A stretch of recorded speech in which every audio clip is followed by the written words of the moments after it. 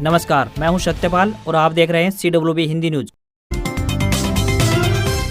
शक संवत 1947 विक्रम संवत 2082 आज भाद्रपद मास के कृष्ण पक्ष की तृतीया तिथि और दिन मंगलवार है। तदनुसार अंग्रेजी तारीख 12 अगस्त सन 2025 तृतीया तिथि सुबह 8:41 तक रहेगी। उसके बाद चतुर्थी तिथि प्रारंभ हो जाएगी। सबसे पहले आज की सुर्खियां। हरियाणा की बेटियों के लिए खुशखबरी, इजराइल में 5000 नर्सों की होने जा रही है भर्ती। हरियाणा में किसानों को पराली प्रबंधन के लिए 50% सब्सिडी पर मिलेंगे कृषि यंत्र। 20 अगस्त तक करें अप्लाई। हरियाणा में सरकारी स्कूलों के बच्चों को मिलेगा हफ्ते में 2 दिन protein milk bar. Abhay Singh Chautala बोले, टोल नियम ताक पर रख रहे हैं, आपसी दूरी 60 किलोमीटर होनी चाहिए, लेकिन हरियाणा में ऐसा नहीं हो रहा, भाजपा लूट रही। HPPC के अहम फैसले। हरियाणा में 1763 करोड़ के सौदों को मंजूरी मिली। छात्राओं को फ्री सैनिटरी पैड देंगे। नए साल पर मिलने जा रही है गुरुग्राम रेवाड़ी हाईवे की सौगात। IGI एयरपोर्ट के लिए भी मिलेगा सुपरफास्ट रास्ता। 8वें वेतन आयोग को लेकर नया अपडेट, सैलरी में होगी इतनी बढ़ोतरी। सरकारी नौकरी अपडेट। हरियाणा में 255 पदों पर भर्ती का नोटिफिकेशन हुआ जारी। 18 अगस्त से शुरू आवेदन। सैलरी 1.5 लाख से अधिक। हरियाणा में अफसर बनने का शानदार मौका, HPSC कर रहा है 322 पदों पर भर्ती। हरियाणा के 10 लाख कुम्हारों को मिलेंगे पात्रता प्रमाण पत्र। हरियाणा में अनुसूचित जाति के लोगों के लिए बड़ी खुशखबरी, 50,000 रुपये तक का मिल रहा है लोन। जानिए पूरी अपडेट। फरीदाबाद में सीनियर एवं डिप्टी मेयर चुनाव स्थगित, 2 गुटों में बटी भाजपा। एयर इंडिया की दिल्ली वाशिंगटन फ्लाइट्स 1 सितंबर से बंद रहेंगी। एयरलाइंस ने ऑपरेशन से जुड़ी चुनौतियों के कारण लिया फैसला। हरियाणा में स्वास्थ्य कर्मी 28 को भूख हड़ताल पर, जियो फेसिंग हाजिरी के खिलाफ आंदोलन करेंगे तेज। Oppo K13 turbo smartphone series launch. Inbuilt cooling fan वाला भारत में पहला गेमिंग फोन। 120 FPS पर गेम खेल सकेंगे। 7000 mAh की बड़ी बैटरी मिलेगी। और भारत बोला, परमाणु धमकी पाकिस्तान की आदत, हमें सुरक्षा करना आता है। आसिम मुनीर ने कहा था, सिंधु पर बांध बना तो मिसाइल मारेंगे। और अब खबरें विस्तार से। हरियाणा में सोमवार सुबह कई जिलों में बारिश हुई है, जिससे लोगों को उमस से राहत मिली है। बीते दिन तेज धूप से लोगों को गर्मी का प्रकोप झेलना पड़ा। वहीं मौसम विभाग का कहना है कि मानसून अभी मिला जुला देखने को मिलेगा। 12 अगस्त को हरियाणा में बादल छाए रहेंगे और कुछ क्षेत्रों में हल्की बारिश की संभावना जताई गई है। यह बारिश गर्मी को कम करने में मदद करेगी। इस दिन अधिकतम तापमान 32 डिग्री सेल्सियस और न्यूनतम तापमान 25 डिग्री सेल्सियस रहने की उम्मीद है। वहीं 13 अगस्त की बात करें तो मौसम में उमस बढ़ेगी। तो वहीं 14 अगस्त को हरियाणा में तेज बारिश की संभावना है। मौसम विभाग के अनुसार इस दिन अधिकतम तापमान 30 डिग्री सेल्सियस और न्यूनतम तापमान 24 डिग्री सेल्सियस रह सकता है। वहीं 15 अगस्त यानी स्वतंत्रता दिवस के अवसर पर मौसम में थोड़ी राहत मिलेगी। दिन में हल्की धूप निकलेगी, लेकिन बाद में बारिश की संभावना बन रही है। प्रदेश में 15 अगस्त से मौसम में बदलाव आएगा। इस दौरान प्रदेश में कुछ जिलों में हल्की से मध्यम वर्षा हो सकती है, जिससे दिन व रात के तापमान में कमी देखने को मिलेगी।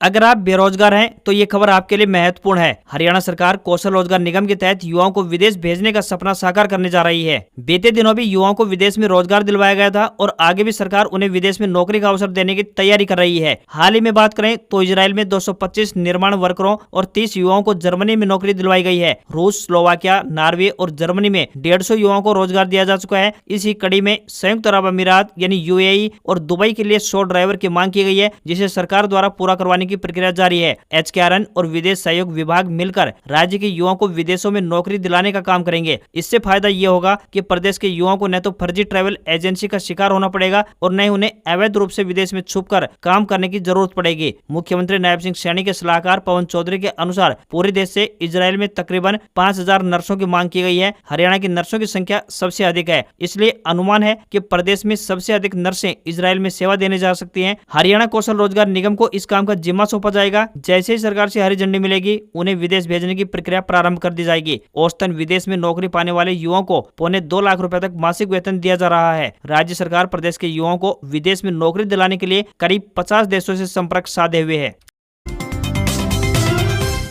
हरियाणा में किसानों के लिए एक जरूरी खबर सामने आई है। यहाँ कृषि एवं किसान कल्याण विभाग द्वारा पराली प्रबंधन योजना लागू की गई है, जिसके तहत सूबे के स्थानीय किसानों को super seeder, baler, zero seed drill, shrub master सहित कुल मिलाकर 12 प्रकार की कृषि मशीनों पर 50% सब्सिडी का लाभ दिया जाएगा। इस योजना का लाभ उठाने के लिए किसानों को 20 अगस्त तक विभाग के आधिकारिक पोर्टल agriharyana.gov.in पर आवेदन करना होगा। आवेदन के लिए किसान का मेरी फसल मेरा ब्यौरा पोर्टल पर रजिस्ट्रेशन होना आवश्यक है, भले ही किसान जमीन का मालिक न हो। इसी पोर्टल के आधार पर किसान की श्रेणी लघु या सामान्य निर्धारित की जाएगी। आवेदन के लिए आवश्यक दस्तावेजों की बात करें तो पैन कार्ड, फैमिली आईडी, किसान के नाम पर पंजीकृत ट्रैक्टर की वैध आरसी, आधार कार्ड, बैंक पासबुक की प्रति, मेरी फसल मेरा ब्यौरा दस्तावेज, रबी 2025 व खरीफ 2024 के दस्तावेज, आवेदन फॉर्म, स्वयं घोषणा पत्र आदि शामिल हैं। कृषि विभाग के एसडीओ डॉक्टर सुभाष चंद्र ने बताया कि पराली प्रबंधन की दिशा में प्रदेश सरकार निरंतर प्रयासरत है। किसानों को इससे संबंधित कृषि यंत्रों पर भारी भरकम सब्सिडी प्रदान की जा रही है ताकि पराली जलाने की घटनाओं पर अंकुश लगाया जा सके। पराली जलाने से न केवल पर्यावरण प्रदूषित होता है बल्कि मिट्टी की उपजाऊ शक्ति भी नष्ट हो जाती है।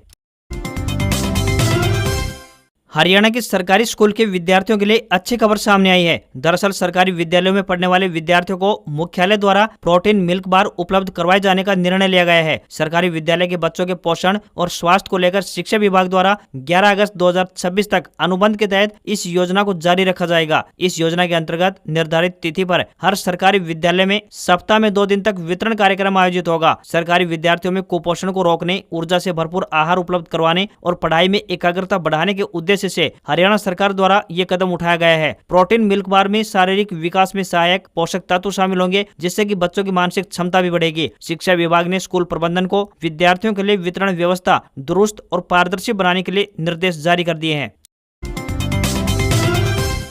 अगर आप हरियाणा की सरकारी नौकरी की तैयारी कर रहे हैं तो आपके लिए बड़ी खुशखबरी है। बता दें कि हरियाणा पब्लिक सर्विस कमीशन यानी एचपीएससी की तरफ से विभिन्न विभागों में 322 अफसरों की भर्ती की जाएगी। इसके तहत आवेदन प्रक्रिया सोमवार से शुरू हो चुकी है। 153 पद प्रोसिक्यूशन डिपार्टमेंट में एडीए के हैं। इन पदों पर आवेदन की तारीख 13 अगस्त से 2 सितंबर तक निर्धारित की गई है। ट्रेजरी डिपार्टमेंट में 5 ट्रेजरी ऑफिसर और 30 असिस्टेंट ट्रेजरी ऑफिसर की भर्ती की जाएगी। इन पदों के लिए सोमवार से आवेदन प्रक्रिया शुरू हो चुकी है तथा उम्मीदवार 1 सितंबर तक आवेदन कर पाएंगे। इनके अतिरिक्त 153 इंजीनियर की भर्ती की जाएगी। इनमें पीडब्ल्यूडी में असिस्टेंट इंजीनियर सिविल के 80, नगर निकाय विभाग में 47 म्यूनिसिपल इंजीनियर और पंचायती राज विभाग में 26 सब डिविजनल इंजीनियर के पद शामिल हैं। इनके लिए 12 अगस्त से लेकर 1 सितंबर तक आवेदन किए जा सकेंगे।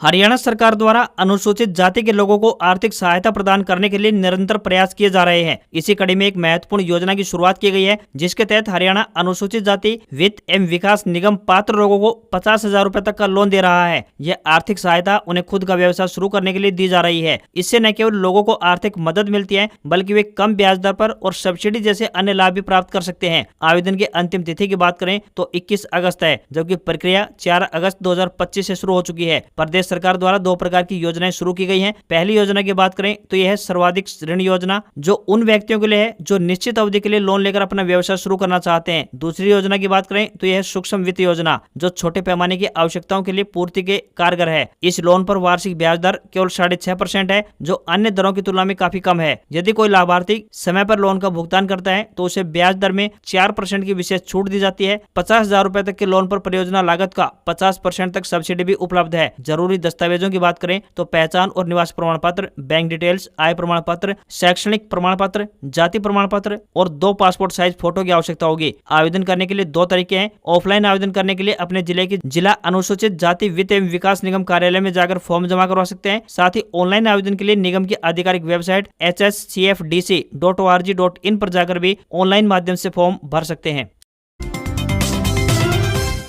हरियाणा सरकार ने सूबे के करीब 10 लाख कुम्हारों को राहत मिली है। सरकार इन्हें पात्रता प्रमाण पत्र देने जा रही है। इसके लिए कुरुक्षेत्र में स्टेट लेवल का एक कार्यक्रम आयोजित किया गया है। यहाँ पर मुख्यमंत्री नायब सिंह सैनी कुरुक्षेत्र सहित कैथल, करनाल और यमुनानगर के कुम्हारों को प्रमाण पत्र प्रदान करेंगे। वहीं अन्य जिलों की बात करें तो कैबिनेट मंत्रियों और बीजेपी नेताओं की ड्यूटी लगाई गई है। हरियाणा में कुम्हार समुदाय के परिवारों को पात्रता प्रमाण पत्र दिए जाएंगे। पात्रता प्रमाण पत्र एक आधिकारिक दस्तावेज है जो यह प्रमाणित करता है कि कोई व्यक्ति या संस्था किसी विशेष पाठ्यक्रम, परीक्षा या फिर नौकरी के लिए निर्धारित योग्यता मानदंडों को पूरा करती है। यह प्रमाण पत्र आमतौर पर शिक्षा संस्थानों, सरकारी विभागों या अन्य संगठनों द्वारा जारी किया जाता है। हरियाणा विधानसभा अध्यक्ष हरविंदर सिंह कल्याण, विकास एवं पंचायत मंत्री कृष्णलाल पवार और कृषि एवं किसान कल्याण मंत्री श्री श्याम सिंह राणा भी मुख्यमंत्री नायब सिंह सैनी के साथ कुरुक्षेत्र में मौजूद रहेंगे।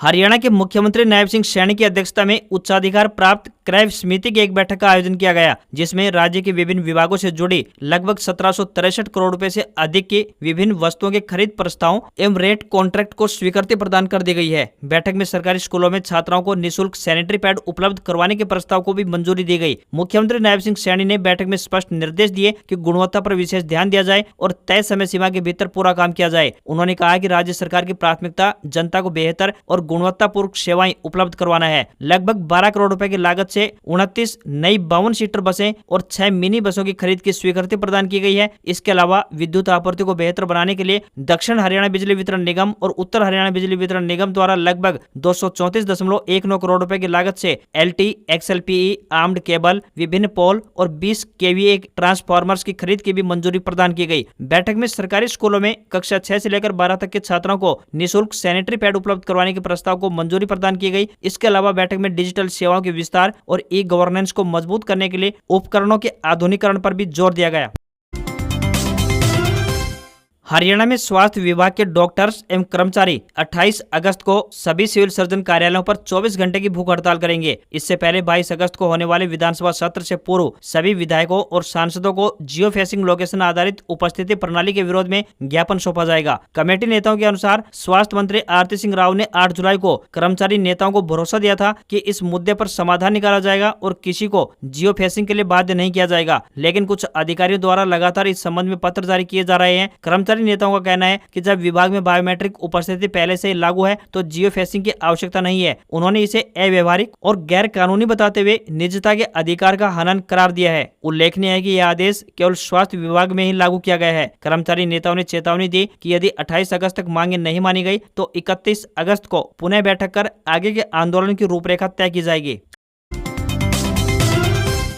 सिरसा में इनेलो के राष्ट्रीय अध्यक्ष अभय सिंह चौटाला ने प्रदेश में नियमों को ताक पर रखकर हाईवे पर टोल स्थापित करने पर भाजपा सरकार को घेरा। उन्होंने इसकी कड़ी आलोचना की। अभय सिंह चौटाला ने कहा कि इन टोलों द्वारा भाजपा सरकार करोड़ों रुपए प्रदेश की जनता से लूटने का काम कर रही है। एक टोल से दूसरे टोल की दूरी 60 किलोमीटर होनी चाहिए, लेकिन हरियाणा में बहुत सारे टोल ऐसे लगाए गए हैं जिनके बीच की दूरी 60 किलोमीटर से कम है, जैसे हिसार में बरवाला, बहरमपुर व मैयर टोल और भिवानी में कितलाना व बामला टोल। इस तरह कई उदाहरण है जिन टोलों की दूरी तय मानकों से कम है। उन्होंने कहा है कि जिस क्षेत्र में टोल स्थापित किया जाता है उसके आसपास के 20 किलोमीटर के दायरे में आने वाले गांव के लोगों को टोल फ्री सुविधा देने का प्रावधान है, मगर इसकी अनदेखी की जाती है और उन गांव के लोगों को टोल पार करने के पैसे लिए जाते हैं। यहाँ तक कि 12 किलोमीटर दूरी वाले गाँव के लोगों से भी टोल वसूलने का काम किया जाता है, जो कि सरासर गलत है। केंद्र सरकार द्वारा 8वें वेतन आयोग को मंजूरी भले ही दे दी गई है, लेकिन अब तक इसे लेकर चर्चा जारी है कि इसके क्या फायदे मिलेंगे और इसे कब तक लागू किया जाएगा। 8वें वेतन आयोग के तहत वर्तमान और रिटायर केंद्रीय कर्मचारियों के भत्तों, पेंशन और वेतन में महंगाई दर के अनुसार संशोधन किया जाएगा। जनवरी में केंद्रीय मंत्री अश्विनी वैष्णव ने इसकी घोषणा की थी, लेकिन अब तक इसे लागू नहीं किया गया है। इसे लेकर कर्मचारियों में संशय बना हुआ है। जल्द से जल्द इसे मंजूरी मिलने की संभावनाएं हैं। सरकारी कर्मचारियों के वेतन में मूल वेतन, महंगाई भत्ता यानी DA, मकान किराया भत्ता यानी HRA और परिवहन भत्ता शामिल होता है। एम्बिट इंस्टीट्यूशनल इक्विटीज की रिपोर्ट के अनुसार बात करें तो 8वें वेतन आयोग की सिफारिशें 2025 के अंत तक पेश की जा सकती हैं और अनुमान है कि अगले साल के पहले महीने से यह लागू हो सकता है। इसके लागू होने से पहले इसे कई चरणों से गुजरना होगा। अनुमान है कि 8वें वेतन आयोग की सिफारिशें वित्त वर्ष 2027 में लागू हो सकती हैं। इससे सरकारी वेतन और पेंशन में 30 से 34% तक की बढ़ोतरी होने की संभावना है। यह बढ़ोतरी 50 लाख केंद्रीय कर्मचारियों और 65 लाख पेंशन भोगियों को लाभ पहुंचाएगी। चंडीगढ़ जुडिशल अकादमी की तरफ से चपरासी, चौकीदार व हॉस्टल अटेंडेंट के पदों पर आवेदन मांगे गए हैं। सभी इन पदों के लिए ऑफलाइन माध्यम से आवेदन भेज सकते हैं। पुरुष और महिला दोनों वर्गों के उम्मीदवार आवेदन भेजने के योग्य हैं। मल्टी यूटिलिटी स्टाफ यानी चपरासी, चौकीदार या हॉस्टल अटेंडेंट के पदों पर यह भर्ती की जाएगी। इन पदों के लिए 8वीं, 10वीं व 12वीं पास उम्मीदवार आवेदन कर सकते हैं। न्यूनतम आयु 18 वर्ष और अधिकतम आयु 35 वर्ष तय की गई है। आवेदन करने की अंतिम तिथि की बात करें तो 13 अगस्त है। सैलरी 18,000 रुपए से लेकर 56,900 रुपए पर मंथ मिलेगी। दक्षिण हरियाणा के नारनौल में 50 से अधिक जनप्रतिनिधियों ने मिलकर गांव कोरियावास में बने मेडिकल कॉलेज में सुविधाएं बढ़ाने की मांग की। इस मौके पर कई सरपंच अपने पुराने बयान से पलट गए और उन्होंने इस मामले में यू टर्न लिया है तथा मेडिकल कॉलेज के नाम से अपना पल्ला झाड़ लिया। नामकरण विवाद पर स्थानीय जनप्रतिनिधियों और पंचायत प्रतिनिधियों ने स्पष्ट शब्दों में कहा, अब नाम की राजनीति छोड़ कॉलेज को उसके असली मकसद यानी इलाज और शिक्षा के लिए तुरंत शुरू करने की मांग की। गाँव रामबास व नियामतपुर समेत अन्य गाँव के सरपंचों ने कहा कि कोरियावास मेडिकल कॉलेज में नाम की विवाद से उनका कोई लेना देना नहीं है। नांगल चौधरी व निजामपुर क्षेत्र के जनप्रतिनिधियों ने कहा कि मेडिकल कॉलेज जनता की वर्षों पुरानी मांग और उम्मीद का परिणाम है, जिसे गंभीर बीमारियों के इलाज और मेडिकल छात्रों को उच्च शिक्षा उपलब्ध करवाने के उद्देश्य से बनाया गया था। लेकिन नामकरण विवाद के कारण न तो यहाँ इलाज शुरू हो पाया है और न ही कक्षाएं। नतीजा ये है कि मरीज अब भी दिल्ली जयपुर के बड़े अस्पतालों में भटक रहे हैं और मेडिकल छात्रों का भविष्य अधर में है। जनप्रतिनिधियों ने चेतावनी दी है कि यदि 6 महीने में दोनों मुद्दों पर ठोस कार्रवाई नहीं हुई तो जिले भर की पंचायतें आंदोलन का रास्ता अपनाएंगी।